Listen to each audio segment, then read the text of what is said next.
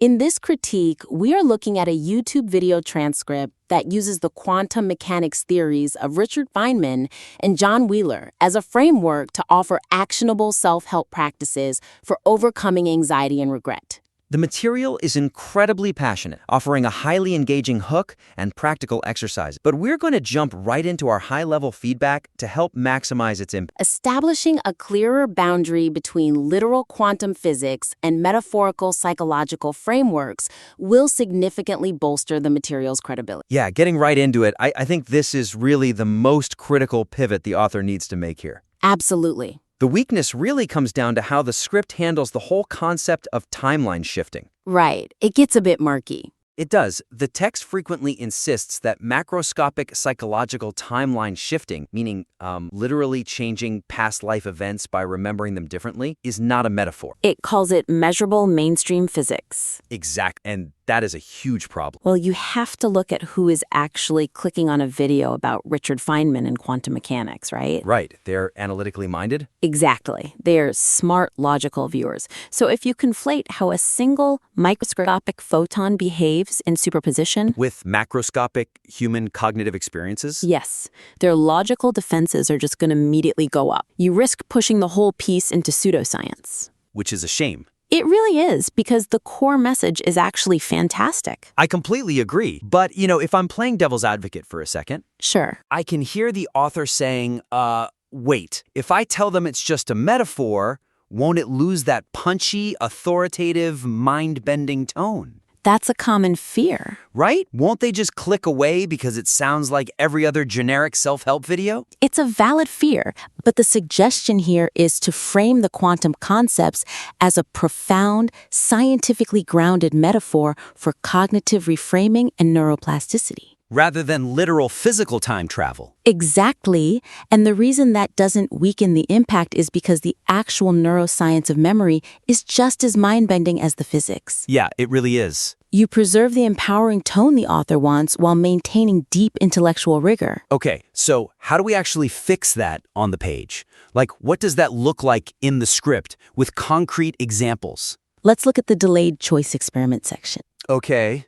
Right now, the author is claiming that present observation retroactively changes literal past events in a person's physical life. Right. Instead of that, we adjust the phrasing. You could say something like, just as the photon's path is determined by future measurement. The meaning and the impact of your past are entirely determined by your present observation. Boom. Yes. You are taking the exact same awe-inspiring scientific reality of the delayed choice experiment, but applying it to the internal psychological landscape. Exactly. That is such an elegant workaround. I mean, you don't have to water down the physics at all. Not one bit. You just shift the domain where the physics is applied. You're saying, look at this incredible thing light does. Your brain does the psychological equivalent. Right. Another concrete example of this is modifying lines in the script like, this is not spiritual bypassing, this is quantum mechanics. Oh yeah, I remember that line. You can tweak that to highlight how quantum principles beautifully mirror the proven neuroscience of memory reconsolidation. That is a fascinating angle. If we pull on that thread, the author could briefly explain that when we recall a memory, it literally becomes biologically unstable in the brain. Yes. How we observe that memory in the present moment actually rewires the neural pathway. It's essentially a biological collapse of the wave function. Exactly. If you explain it that way, the audience doesn't have to suspend their disbelief. They don't have to pretend they're literally time traveling. They can just be in awe of their own biology. It operates like a quantum field. Rather than, this person fundamentally misunderstands the scale at which quantum decoherence occurs. Exactly. It is a subtle shift in vocabulary, but it yields a massive leap in credibility. It keeps the viewer engaged instead of sending them to the comment section to argue about physics. Which is exactly what you want to avoid. You want them focused on the self-help, not debunking the premise. Right. So if we're stripping away the literal time travel aspect to ground this in reality, that actually leads perfectly into our next point. Grounding the narrative of why these ideas are not mainstream in societal conditioning rather than a government conspiracy will make the core message much more universally relatable and grounded. This part of the transcript really jumped out at me. The weakness here is that the script asserts the FBI surveilled Feynman and intentionally buried his lectures. Specifically, because teaching observer-dependent reality would make the population ungovernable and free from regret. Right, it's a massive historical stretch. It really is. The surveillance on Feynman was tied to the Manhattan Project, the development of the atomic bomb. Intense Cold War paranoia. Exactly. It wasn't about suppressing a self-help philosophy. This conspiracy angle acts as a massive distraction. It fundamentally undermines the otherwise uplifting thesis because it externalizes the blame onto a shadowy cabal. And that contradicts the text's core message of radical internal responsibility. I mean, if the government is hiding the truth from me, I'm a victim. But the whole point of this video is that I am the observer and I have the power. Right. Our suggestion here is to shift the antagonist of the piece from a literal government suppression conspiracy to the broader, more insidious cultural conditioning of modern society. Frame the resistance to Feynman's deeper philosophical ideas as a natural byproduct of a capitalist industrial era system that thrives on urgency and linear time.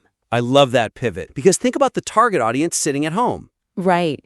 If I'm awake at 3 a.m. with my heart racing, I'm stressed about capitalism.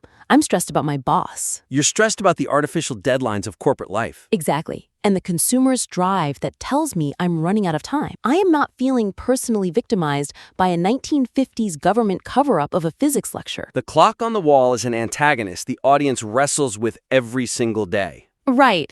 If you make the clock the villain, the script becomes instantly, intensely relatable. So let's get into the concrete examples for implementing this. How do we rewrite those historical sections? Well, instead of claiming they watched him to make sure his most radical ideas stayed in academic contexts, reframe the narrative to argue that a society built on hustle culture and productivity naturally ignores these profound truths. You can explicitly state in the script that the system doesn't need a shadow organization to suppress these ideas. The deafening noise of modern life simply drowns them out. You can still use the Manhattan Project stuff too, you just angle it differently. Right. The text mentions Feynman's bongo playing, his safe cracking at Los Alamos. His absolute refusal to bow to consensus reality. Yes, you use that to highlight his innate rebellion against authority. You show how an empowered, anxiety-free individual simply doesn't fit the mold of the modern economic machine. You don't need a conspiracy when you have the status quo. That is a great way to put it. So you go through the script and you remove the language of "they buried it"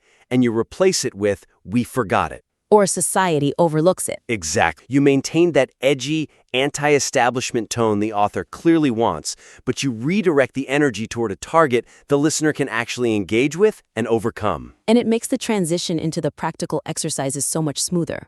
It really does, because if the villain is a covert intelligence operation, doing a breathing exercise feels a bit disconnected. Right. But if the villain is our cultural obsession with measuring time, then practices like the no-clock day or entropy awareness suddenly feel like profound acts of rebellion. It creates a deeply cohesive narrative from the first minute to the last. Which brings us perfectly to how the viewer actually experiences that narrative from minute to minute. Streamlining the repetitive theoretical explanations will accelerate the listener's journey to the highly valuable practical application section of the text. Audience retention is everything on platforms like YouTube, and the weakness we're seeing here is a structural one. The script cyclically loops through the concepts of superposition, the double-slit experiment, and the observer effect multiple times. And after each explanation, it draws the exact same conclusion. Phrases like, "the past is not fixed," You exist in multiple states. and "you are the observer."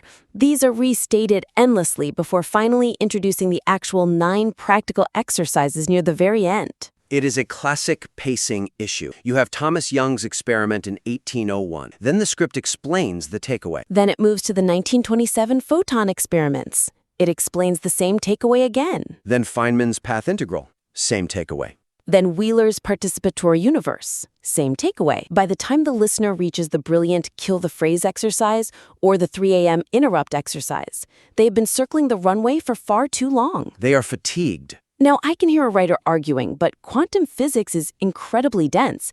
Don't I need to repeat these concepts so the audience actually learns them before they try to apply them? It's a fair question. But while repetition can be a rhetorical tool, here it dilutes the impact. If you repeat the theory before the practice, it feels like a lecture. Our suggestion is to consolidate the scientific history and explanations into a single cohesive foundational arc early in the piece. Get the baseline theory out of the way. Right. Then, bridge those advanced theories directly into the 9 practices. Integrate the theory into the action steps so the audience sees the immediate utility of the physics. So applying the theory becomes the repetition. They learn it by doing it. Exactly. Let's provide some concrete examples for this restructuring. First, you take the 1801 Thomas Young experiment and the 1927 single photon experiment, and you combine them into one concise historical beat. Don't draw them out into separate, lengthy narratives. No, give the audience the core baseline takeaway right at the start. Light behaves differently when observed. Boom. Foundation laid. And then what about the more complex stuff, like John Wheeler? You move it entirely.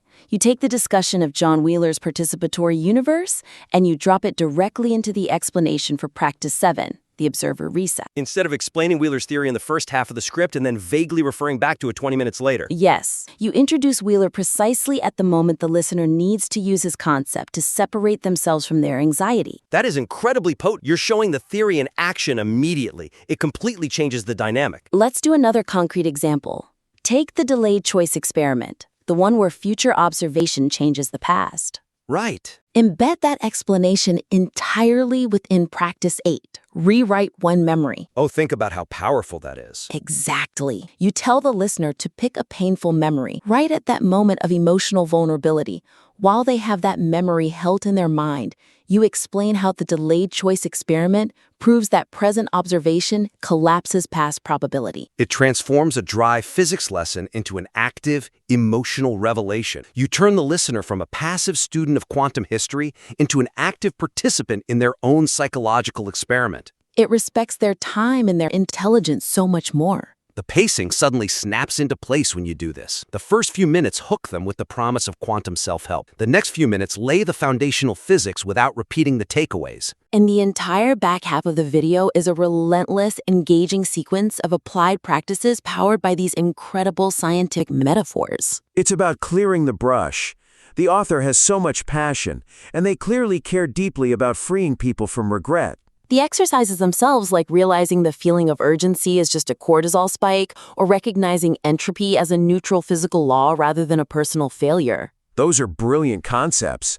They deserve a structure that highlights them as the ultimate climax of the piece, not an afterthought tagged onto a physics lecture. To wrap up this critique, the source material possesses a fantastic, engaging premise with great practical exercises. To elevate it further, first, clarify the boundary between literal quantum physics and metaphorical cognitive reframing to maintain analytical credibility. Second, pivot the narrative antagonist away from historical FBI conspiracies toward modern societal conditioning. And third, streamline the theoretical repetition to bring the audience to the excellent 9 practices much faster.